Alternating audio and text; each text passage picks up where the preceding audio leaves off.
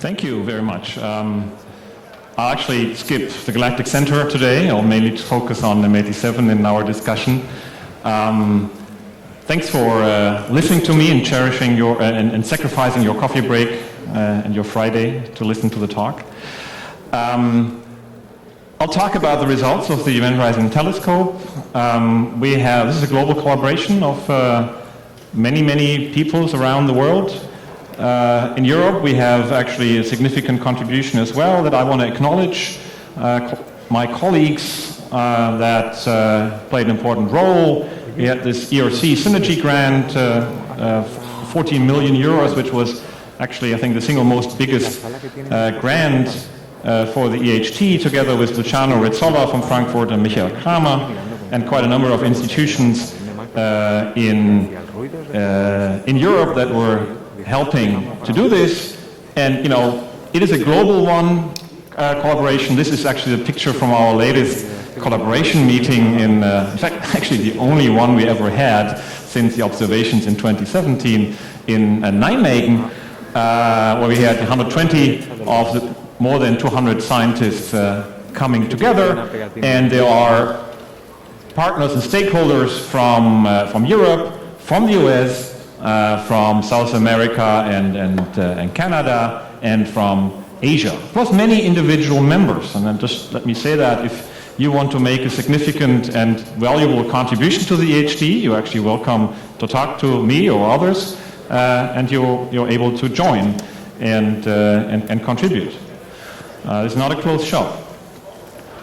Now, let me see how that works. Doesn't want to work. Okay, so what are we looking at? How does a black hole look? And that's one of the big questions and some of the discussions we even had at this conference. And it's quite interesting that we're not, 100 years after, black holes were sort of, the basics were written down, we're still debating some of the details, and that's quite interesting. I realized actually only recently that the basics were already written down very early on in 1916, when David Hilbert gave his lecture on the Grundlagen der Physik, the foundations of physics, just less than a year after relativity was formulated, and even less than later than the Schwarzschild metric was formulated, how light would behave. And what he figured is, of course, light would be bent, and there is this critical distance where light would actually be bent asymptotically onto this photon orbit, the circular photon orbit. And that, in the Schwarzschild case, is at 3m or 3.5 Schwarzschild radii. And what that means is that for sure any light coming from infinity within this range here, which actually is larger than event horizon, in this case at about 5 Schwarzschild radii in diameter, would be bent towards the black hole and disappear. Of course, at the time, nobody was thinking about how a black hole would look like. They didn't even know, it was called a black hole or anything like that.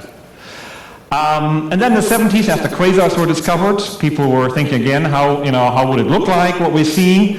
And the first thing I saw is here a paper by Cunningham and Bardeen, 73, where they were just calculating the position of a star orbiting around a black hole, and due to the effects of light bending, you'd see this structure traced out.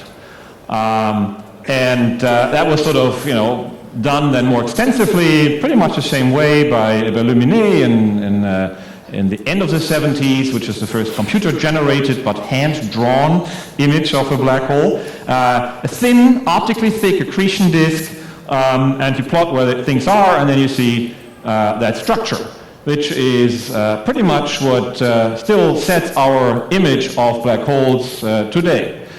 So, if you look at Interstellar, the image hasn't changed much. So there wasn't much progress, in these 40 years. And one of the important effects here is that you have strong optical depth effects. Light is, not passing through this accretion disk, which then blocks part of the view. And also what you see here, there's a hole in the accretion disk. So if you look at such a picture, you would essentially see the hole in the accretion disk rather than the black hole or a direct effect of the event horizon itself. If you have a hole in the hole, it's difficult to see this. And the important effect here is that because light goes left and right around the black hole, it can go very close to the co-rotating part, but it can go only very far away from the counter-rotating part.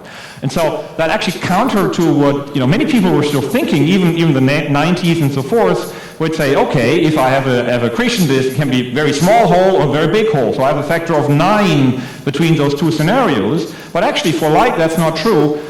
Even if you have a highly spinning black hole, that dark region would be actually fairly large. Now, as Sam pointed out, actually its picture is more complicated. In fact, that is the 5M region, and because light is bent away, that dark region would be even larger. So it's not exactly like described in Bardeen.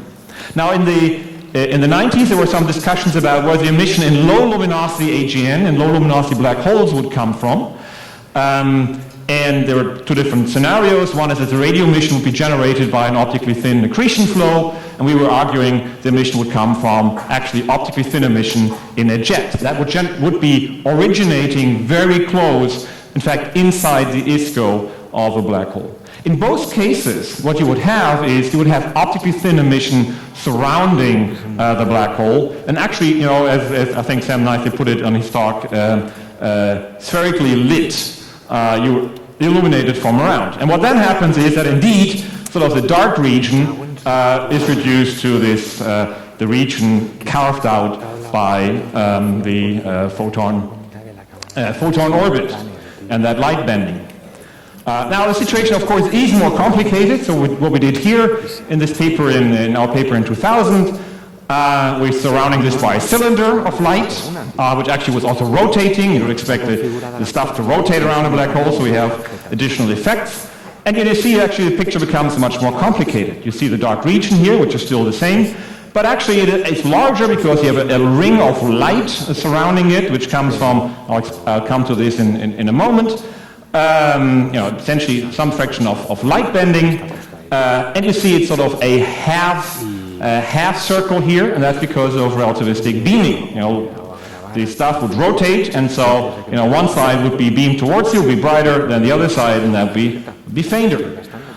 So you'd expect the prediction was then that you see sort of a bright emission of an asymmetric ring due to Doppler beaming, and we call it the dark region in the very center, the shadow of the black hole. Now there's some discussion, you call it a shadow or a silhouette or whatever. I think it's clearly not a silhouette because the silhouette is a very clear and a sharp feature, and the shadow here is actually much more murky. It's not even dark. There's emission in the foreground, and actually to some degree it does depend on the emission model. So it's not a perfect ring, it actually is a bit fluffy. And that's one of the, actually an entire paper dedicated in the HT to actually calibrate that conversion factor from the size of the ring to the actual mass. And that it has an inherent uncertainty that you need to understand. And all this, of course, always takes place in an astrophysical context, right? If you have, again, an emission region which is 10 times larger and has a 10 times larger hole in the accretion disk, of course, you're not measuring light bending. So the assumption is you have optically thin emission penetrating inside the ISCO, and almost all the way down to the horizon. It doesn't really matter. What you see then, if you explain this a little bit better, you have the cylinder here, you have this light bending, and that's what you would see. You just place two rings on this on the cylinder and just place it at different locations, and you see actually a backward emission from behind and a forward one. Turns out actually in the cylinder case, which is rotating, the backward emission actually dominates. It's actually stronger. Because to some degree also because of beaming here. If you go further away, actually the ring splits into multiple rings, an inner one which is still close to the photon ring, and an outer one which is determined by the emission process. If you sum this all up, actually it still turns out that the emission tends to peak around that photon ring. You can be very brutal to your emission model. It always turns out to be somewhere in this regime. And I think the figure that Sam showed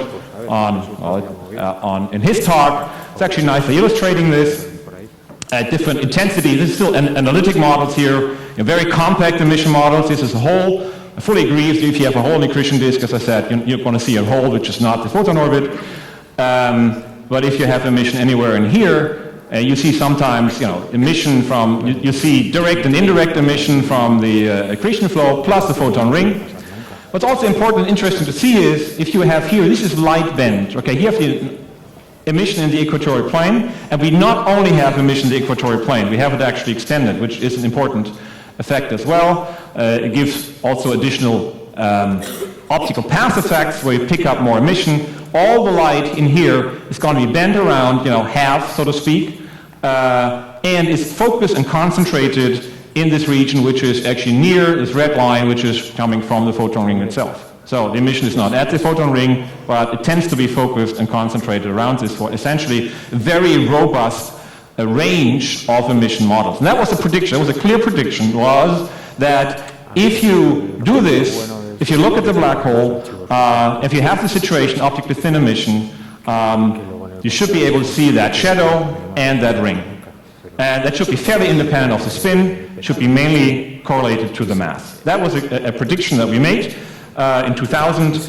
And we said, because that emission for various astrophysical reasons peaks in millimeter waves, it doesn't have to. It's just a sheer coincidence that it peaks in millimeter waves. That's pure astrophysics. Could have been at terahertz, higher terahertz, could have been at 20 gigahertz, depending on the mass. But for those nearby low luminosity AGN of this mass, it was peaking in sub-millimeter waves. So you need to do an interferometer. All right, so I'm just showing this here in these models. This is the lens ring, and you see, even for these different models, the emission would come around the photon orbit. There's also emission, of course, you could have inside the photon orbit. This is a simulation which just picks out, this is the image you'd have, see a fluffy accretion flow, you see the thin photon ring, you see how actually a lot of the emission is concentrated around the photon ring, but it's fluffy. And you have emission inside, this is the emission inside the photon ring, oops. Let's see that, anyway, it's not so important. Right, so that's the emission inside that you see here. But it turns out everything inside the photon ring is about, in this emission model, it can be different, of the order 10%. And most of that actually comes from close to the photon orbit. As you go further in, the gravitational redshift will actually dim everything that is there, including a surface or anything. So actually, you go, once you're inside the photon orbit, you very quickly go to this twilight zone where you see very little left from everything that's there. So, we'll be able to constrain emission to like 3M, the photon orbit, so to speak, but anything smaller is going to be very hard because it's going to be 10%, 1% effect. And that's true for everything you will observe, be it gravitational waves, be it direct emission, or just, emission at any other wavelengths. There is this twilight zone, which actually means that black holes are to some degree actually from the outside not as sharp as you think. If you fall into it, the horizon is very sharp, but if you look at it from the outside, every observation will be fluffy to some degree. Now, what do you look at? We're looking at the galactic center. That was actually very well predictable because there was a good measurement of the mass of 4 million solar masses in the center of our Milky Way. And there was this other galaxy, M87, which had, at the time where we wrote our paper, had actually a mass predicted 2 billion solar masses, which would have been way too small to be seen from an Earth-sized interferometer. It then went up to 3 billion, and the last couple of years it went up to 6 billion solar masses, which just pushed it to the limit where actually this ring, that light ring, and the shadow become large enough that a radio interferometer, Earth-sized radio interferometer, would be able to just resolve it. But you had to be lucky. You had to, hope that the mass is large enough. Now this here is the radio image. This is the optical image. There are still two different mass estimates. One comes from the gas, optically emitting gas measurements, and the other one from the kinematics of stars in the galaxy. And they differ by a factor of 2. And the upper mass would allow you to see it, and the lower mass would actually not allow you to see the shadow because of resolution. It's a well-known radio source where you see actually stuff in a jet flowing out, filling a bubble of about 250,000 light years. If you zoom in, you see the jet, which is self-similar over many orders of magnitude. And And then this was the best image at 3 millimeter, which actually was just published a year ago. This is the shadow size at 3 millimeter wavelengths, 86 gigahertz. And so you had to go to higher frequencies. As you go to higher frequencies in all these models, you get closer and closer to the black hole because the optical depth actually shrinks and you start seeing closer to the black hole. So you have to pick the right frequency and the right resolution. Of course, at higher frequencies, you also have more resolution, because the resolution is lambda divided by d. D is the size of the Earth. Lambda is the wavelength, so the smaller lambda is, the smaller scales you can see. And so in the 2012 to 2019, there were models made for M87 when it became sort of big enough due to, I guess, not accretion, but due to improved measurements. This was a model here by Dexter in 2012. This is our model actually from 2016, actually made before the observations were done. So Monika Moshi-Broczka led this paper, and the prediction was at 230 gigahertz, you'd see this ring, and again, you see this half ring, again, due to light bending. What you also see in these models, these GRMHD models, general relativistic magnetohydrodynamic models, that the emission actually is concentrated in the shear layer outside. So the innermost spine is actually vacuolated. It's just pure Poynting flux.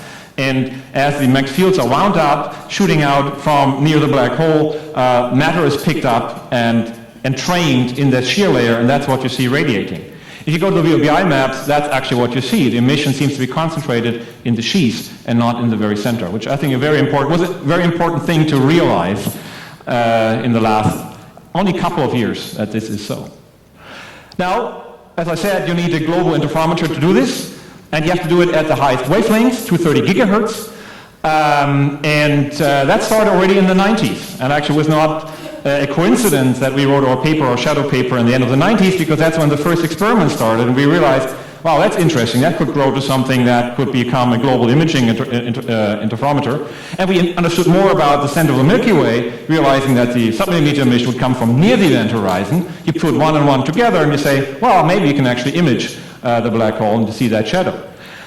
So the first, experiments on the galactic center were made in the middle 90s by the Max Planck Institute in Bonn, with the IRAM telescopes in Noema, what's now Noema on the Plateau de Bure, and Pico Veleta in Spain, in Granada, or near Granada, and then later there was a US effort with European participation in California, Arizona, and Hawaii with 3 telescopes to actually improve this. With 3 telescopes, you have better calibration. You still cannot make images, but you can actually see what the size structure is.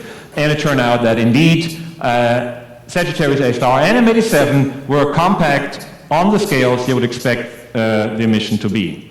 And you couldn't image it, but you could show that indeed emission would come from these scales as predicted by those theories, astrophysical theories. So that was quite encouraging, and then was later expanded with the Apex telescope in Chile. And then we formed, in a very extensive process, a collaboration, which actually I think was formally established at the end of 2017 after we did our observations. And with a first array of 8 telescopes on 6 different mountains. You need to go to high and dry sites because the humidity actually is your enemy. It's fluctuating, it's absorbing, and that's all bad for interferometry. So the higher up, the drier it is, the better. And so these are the telescopes, again, Pico Veleta in Spain, Arizona, Mexico, Hawaii, Chile, actually 2 telescopes there, and the South Pole telescope. And it was observed in April 5 to 11. It really was a miracle in many respects what happened. First of all the equipment worked. If you work with new setup and new techniques and so forth, certainly in VLBI, you have different telescopes at high mountains, different crews. There's a ton of things that can go wrong, right? There's a lot of things, and typically they do. At this time, few things went wrong, but nothing fundamental. Every telescope worked for the entire period. No technical problem, nothing. And then the weather. The weather has to be good all over the world for as long as you like. And in this week, with the exception of 1 or 2 days, there was perfect weather almost everywhere. Like in Spain, where I was, this was the best weather for a long time. It was clouded out for many observing seasons before, but this time it was just wonderful. So we were observing, first day, started observing next day, and the third day, people were very tired. And then we had like 2 days of break, and then observed again, and we had even time left at the end, because we always have sort of a range of observing times and days. But we were done faster than expected, and got every day, all the data collected. And it turned out, when the data was correlated, the data was more or less fine. I mean, there's still a lot of work you have to do into calibrating it, but it was more or less all fine.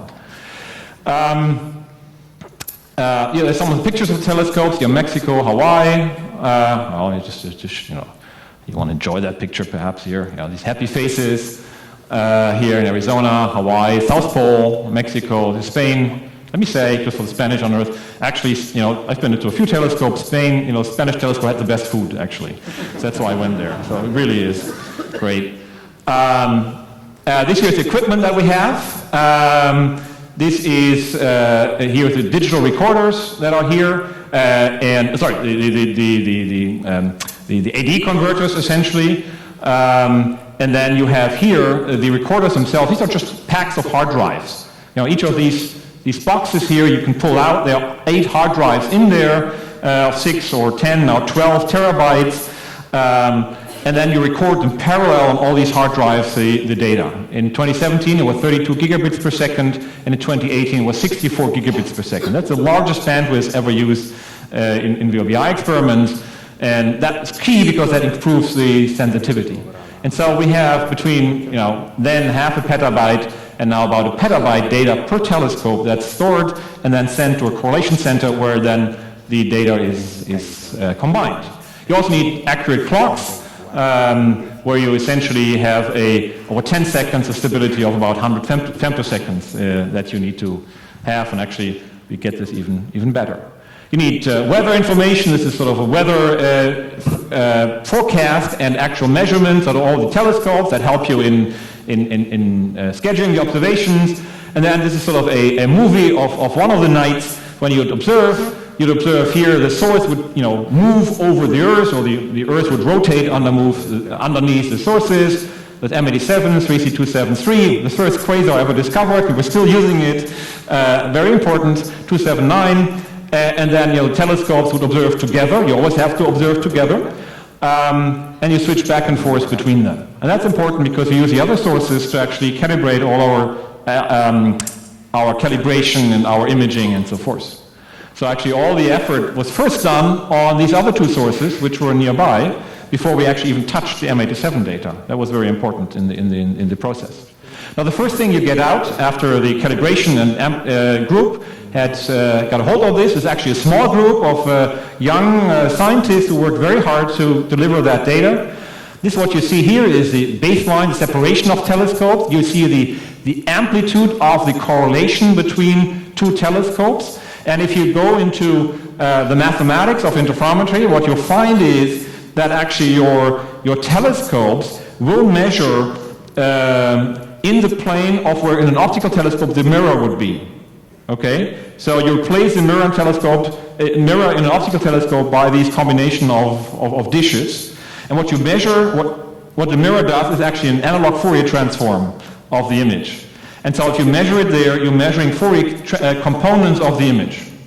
And depending where you are, the large separations measure the high Fourier components, the low one measure the low Fourier components, i.e. the extended structures in the image. And then you let the Earth rotate, and then you get sort of different spatial directions where this happens. And what you see here is a one-dimensional plot of this visibility, this correlation coefficient, which essentially is the amplitude of the complex Fourier component that you measure. Okay? And that looked like this. You had a null here and a null there. And that got us all excited in May 2018, because that is the signature of a ring. Okay? A ring in Fourier, if you make Fourier transform of a ring, it would look like this. That's just the amplitude. Of course, you also have phase information. And that's very important to make then the image. You have to remember in interferometry you have to have phase, right? So that's very important. And that is the process then to make the image. Now that's then the next step in the entire process. This here shows you again how this works. You have here two baselines. If you have two baselines, it's actually like a double slit experiment. You interfere the data and you get a fringe pattern. Okay? And then you add more baselines, the Earth rotates, you will see how suddenly the fringes add up and you start getting an image. And so in this case, actually it's a teapot that comes out of the imaging. So note, VLBI, millimeter VLBI can see Russell's teapot. So that problem is solved. And then you do this for the real source. You test it on simulated data. Now, let's enjoy for 40 seconds the zoom that we showed at the press conference in Brussels, which shows all the images of M87, all observed ones at different frequencies, wavelengths, all the way down to 230 gigahertz. It's zoom over 1 billion in scale. It's actually music from my son, who is actually making film music. And they look in the direction of Virgo. You see the LOFAR image appear with the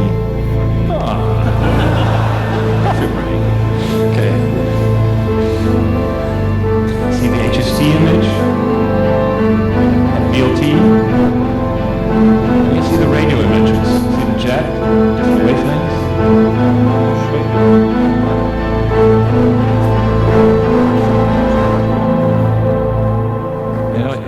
Chicken pox. Yeah, thank you. Somehow it still grabs me every time I show it. It's so nice. And I think what I realized when I showed it the 10th time is how different that image from all the other images, right? I mean, VLBI, we've always looked at image and it always looked like, jets, jet, core, jet, and then you look at this 230 gigahertz where you predict it to look like this, it looks like that. This is totally, amazing. Of course, it doesn't look like this right away. Okay, so the first thing we did was actually a blind image challenge. So we actually, gave the data to 4 different teams in 4 different, actually distributed regions. This is our team here. There was a different one in America, in Asia, and was just it was not even fully calibrated data. The first thing everybody got was that ring. Okay, and that was sort of in June, around June 2018, and that really, got us started. And then we started from scratch again. We actually used 3 different imaging algorithms. Actually, all of them were pretty much established and used for a long time in radio interferometry. We can have different image reconstruction parameters. And so we started with simulated data here, and you would run it through these scripts for the different ones. And what you require is that, ring really is reproduced as a ring, a disk as a disk, or double source as a double source. So, if you have a different structure, it should recover that structure, okay? So we don't want to fool ourselves to just pick imaging algorithms which are optimized to give you rings. So we optimize them to reproduce all of these. And then you would run them through 3 different ones. And it turned out the 3 different imaging algorithms would give more or less the same structure with subtle intensity differences, so which are obviously not significant then.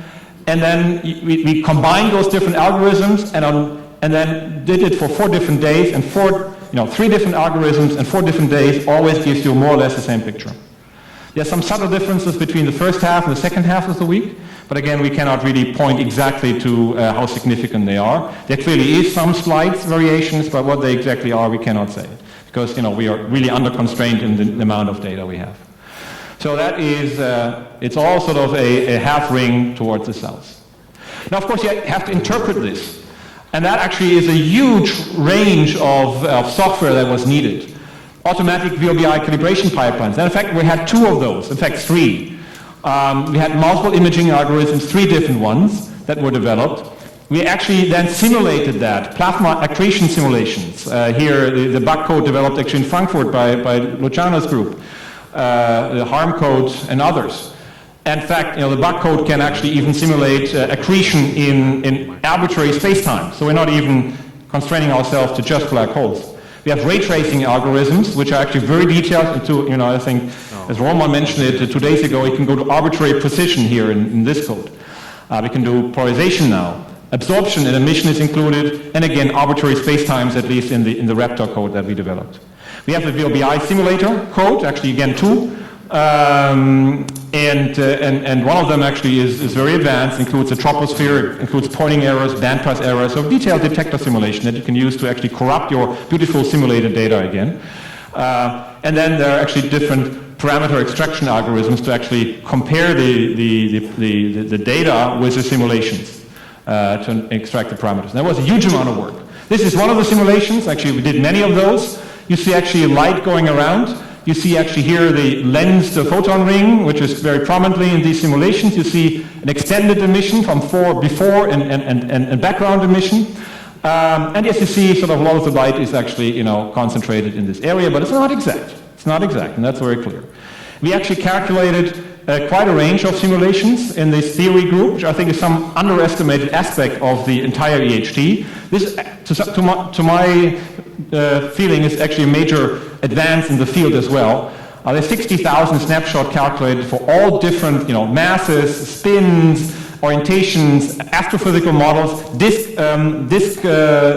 dominated, jet dominated, and they can look rather different, but all of them show the shadow, show the ring. Sometimes, they can be fairly large, and then actually you get a different, slightly different answer, and that gives a certain range in what your mass estimate will be. And we use this to calibrate our error bar, more or less, on the mass measurement. Now, how does a black hole spin actually look like? This is a very interesting plot, I think. We show it in the main paper.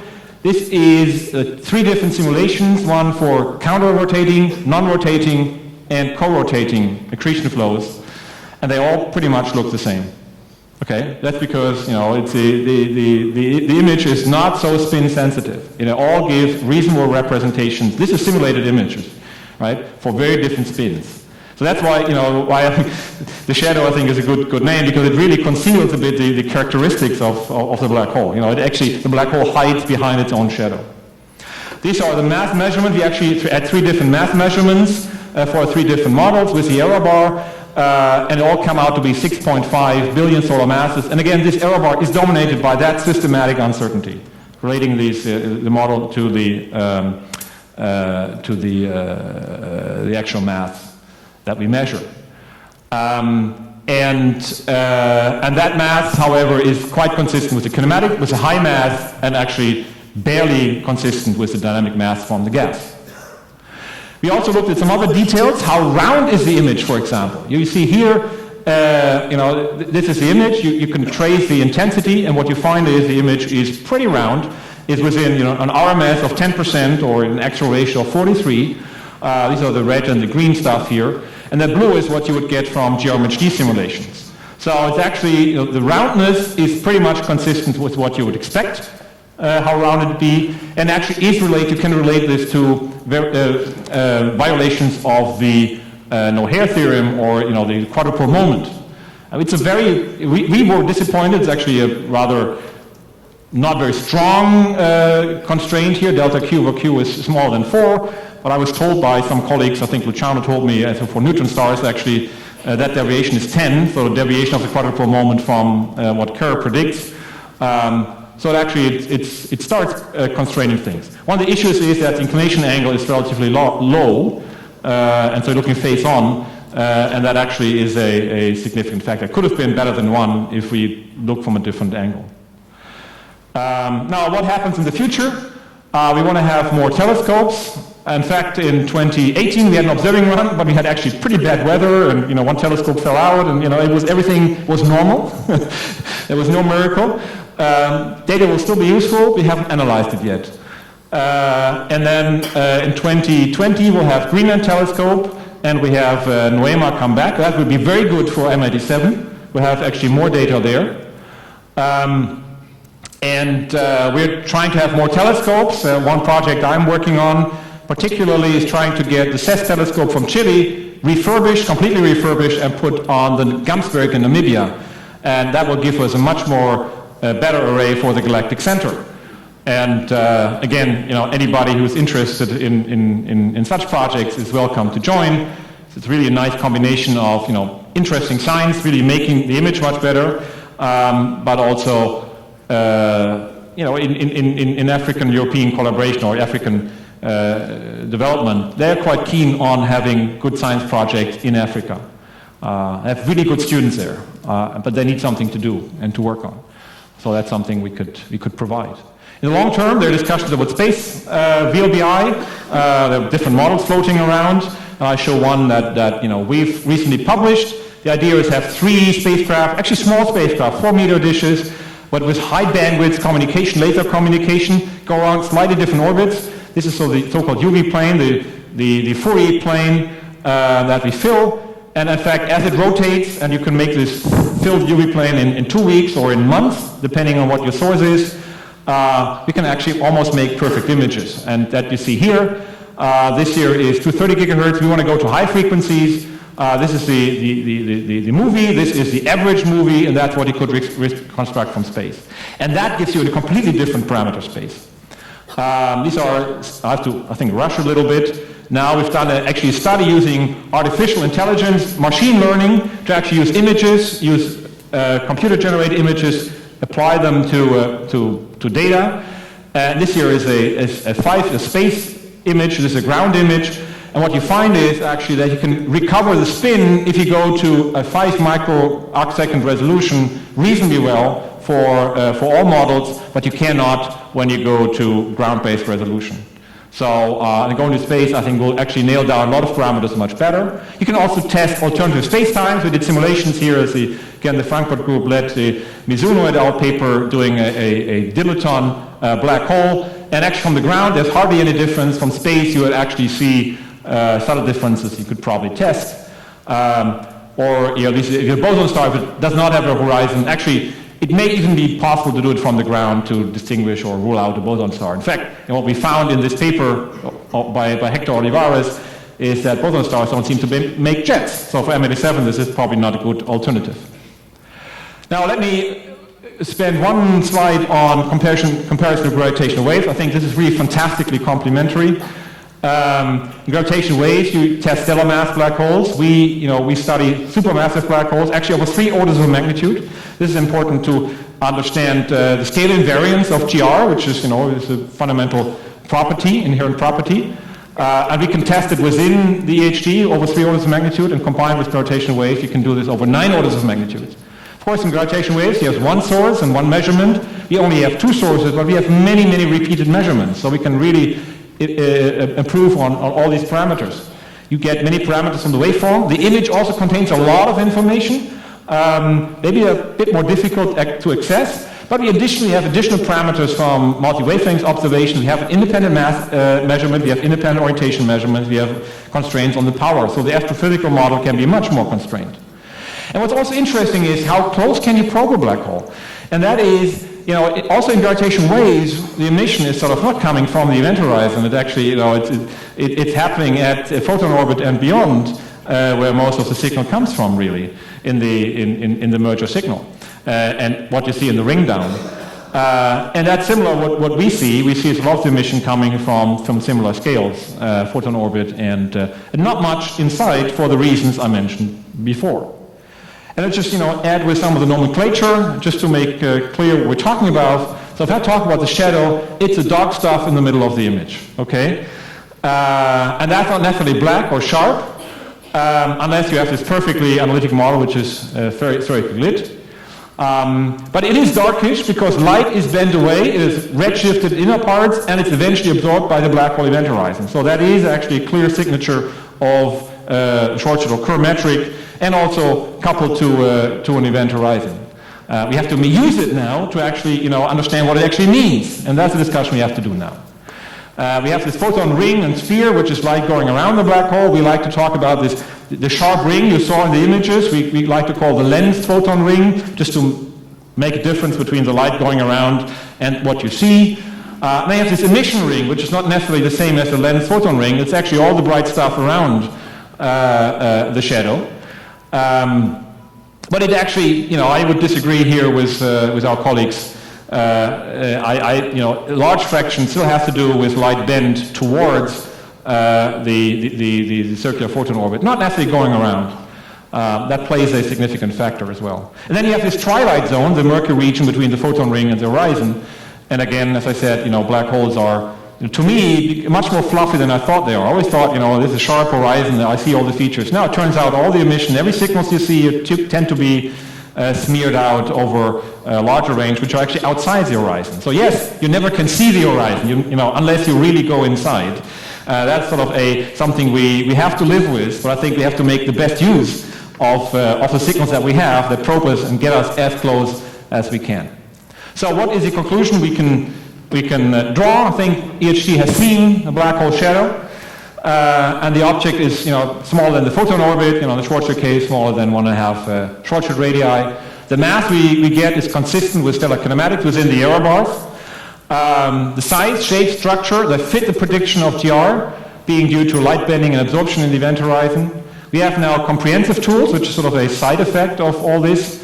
They can model black holes in GR and alternatives and try to match them to observation and try to quantify this. And again, the language to describe this is just developing right now. We're just starting with this, and we have to, I think, learn how to talk to each other, especially, for example, with gravitational waves. What if we measure that signature, how does it translate into signature measured by gravitational waves? Images have a chance to become sharper, more epochs, averaging, higher frequency, Greenland, France, Africa, space.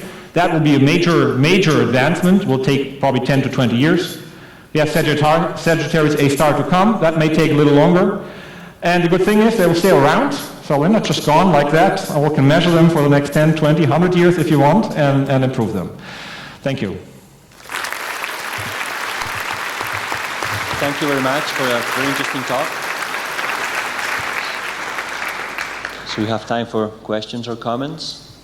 There's one there.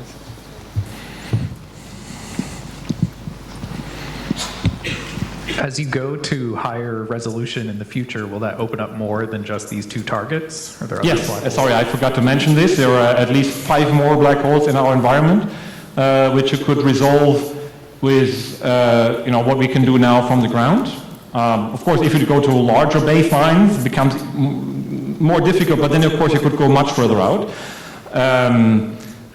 In principle, it would not be, if you had really large dishes, 100 years in the future, you could probably see almost every black hole in the universe. But it's going to be a major enterprise, so don't count it for the end of, at least for my retirement, to happen. And plus, you would see, you get actually perfect images of all these jets. In VLBI, we're always limited by this, poor filling of the UV coverage. We don't measure all Fourier components. From space, you can measure all Fourier components. You can actually see really detailed measurements of jets and at scales of 10 to 100, see how they are launched, how they develop, and so forth. So, that's also going to be very important. There's a question here. So thank you very much for a nice talk and for discussing some of the concerns we have. As you can imagine, I don't agree with everything you say. I jotted down some issues. I don't want to dominate the discussion, but I think there are 3 things that if we sort of quickly go back and forth, the discussion might be useful. So the first one is this idea that the circularity is somehow testing, a no-hair theorem.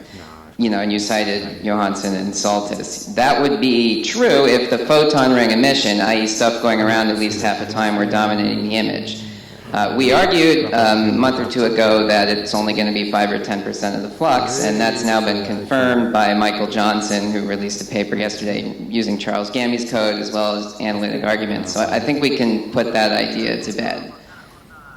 I slightly disagree because the 5 and 10% is, if you go around. I think that light bending, this concentration of light, is still actually a very valid argument.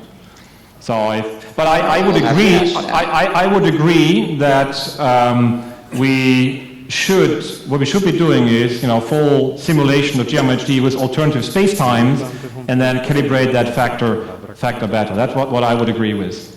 Okay, let me move on, try to not take too much time. Okay, the other issue is this Twilight Zone idea, which we discussed briefly, that somehow between 2 and 3M will be strongly darker. I agree, but that's due to gravitational redshift. 3M is an arbitrary cutoff. The formula for gravitational redshift has nothing to do with 3M. The photon sphere physics is irrelevant. It's just a redshift. You could make the Twilight Zone from 2 to 4M, I claim.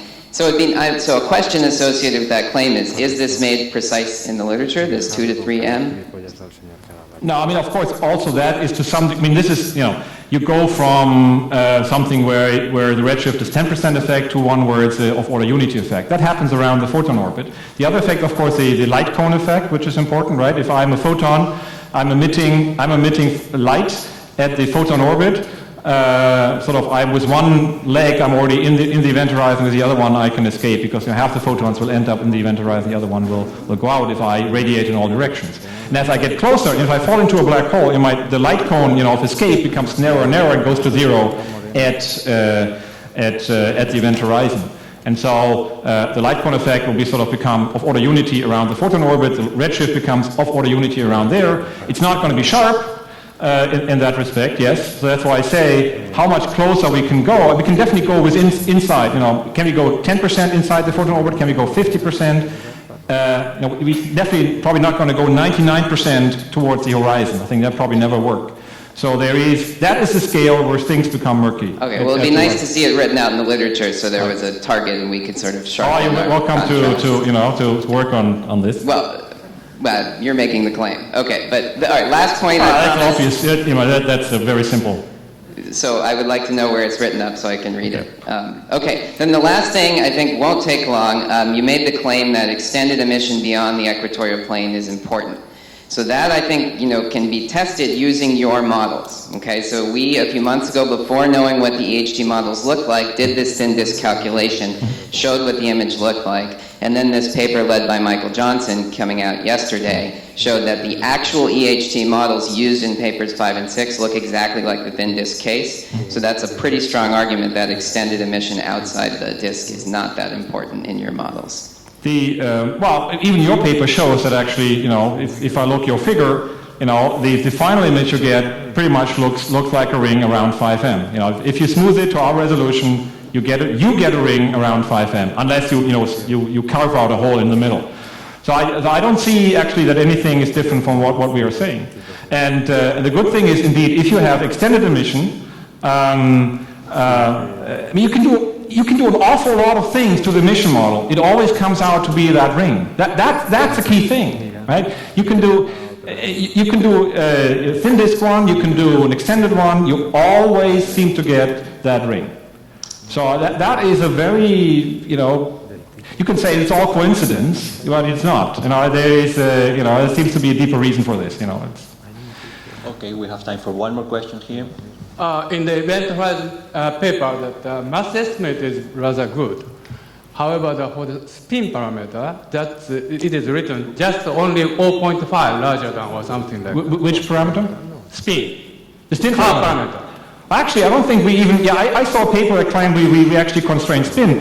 Our spin constraint is... I don't think we really make a strong spin statement. I read from the table. Anyway, my question is, what is the future what are you expecting the accuracy of the determination of the spin? This is very important to show that this is car metric or anything else. I agree with your conclusion. I would not dare at this moment to claim a accuracy. I mean, some people go around and claim that. I would not dare to do this at this moment, because the only constraints that are sort of on the spin are sort of based on astrophysical argument to say, okay, to get such a powerful jet, you need some spin contributions and so forth, but not from the image. And we did this one study with machine learning, and there it looked like as long as you have this poor resolution from the simple image, you're not going to get a good spin constraint ever. It may be that once we go to movies, we see stuff going around and we see it being dimming and so forth, and we can make dynamical movies of the rotation of gas around the black hole. In principle, it's operationally difficult, but it's in principle possible. Maybe that gives us additional information. So I would also not want to say, we're never going to make a spin measurement, because that could be proven wrong by some clever and smart PhD student in the next 2 years, right? So I don't want to make any statement at this moment what that accuracy is and what time scale. Pretty sure, once you go to space, yes, I think we'll definitely get a spin and we can do more. Oh, you need a space. Okay. Well, that I think I can guarantee you. As I said, maybe there's a clever PhD student, and we do, good operational, model of the HT, and we can get more information and harvest more information. Then we can be better. And there can be astrophysical arguments which say, okay, it has to be spinning, which comes from the GeoMHD simulations. But that is a slightly different level then of certainty, I think. Okay. Yeah. But again, this is still some discussions and thinking that needs to develop over the next couple of years. There's a richness of data there, information, and richness of models, and how we use them to actually, say things very specifically and clear about spin, for example. Math, I think, is pretty clear. All right, we leave it here, so thank you very much. Thank you.